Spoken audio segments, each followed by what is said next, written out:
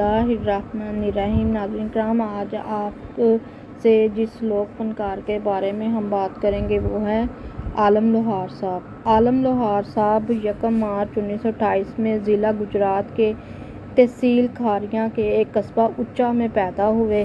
لوہار گھرانے سے تعلق رکھتے تھے۔ بچپن ہی میں آپ نے پنجابی کہانیوں اور شاعری کا مجموعہ صوفیانہ کلام پڑھا اور بچپن ہی سے نغمے گانا شروع کر دیے۔ ان کا خاندان اور بچے جو ہیں وہ برطانیہ میں رہتے ہیں۔ جگنی آپ کی وجہ شہرت ہے۔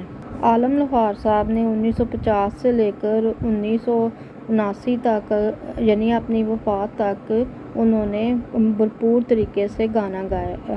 آپ نے غزلیں اور لوک گیت بہت زیادہ گائے، صوفیانہ کلام بہت زیادہ پڑھا۔ آپ کے بعد یہ آپ کا کام آپ کے بیٹے عارف لوہار مشہور گلوکار نے سنبھالا اور پاکستان کا نام پوری دنیا میں روشن کیا۔ 3 جولائی 1989 کو شام کی بٹیاں کے قریب ایک حادثے میں آپ وفات پا گئے۔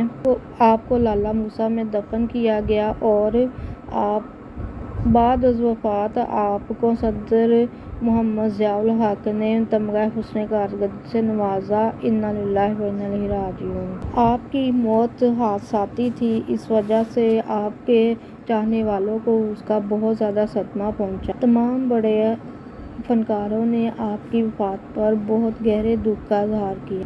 عالم لوہار صاحب کے ایک بیٹے عارف لوہار نے اپنے والد کی روایت پر عمل کیا اور انہیں پاکستان میں ایک مشہور لوک گلوکار بھی سمجھا جاتا ہے۔ آپ لوک گیت میں بہت غلبہ حاصل تھا۔ عالم لوہار صاحب دنیا بھر میں پنجابی اور صوفی گائکی کے بڑے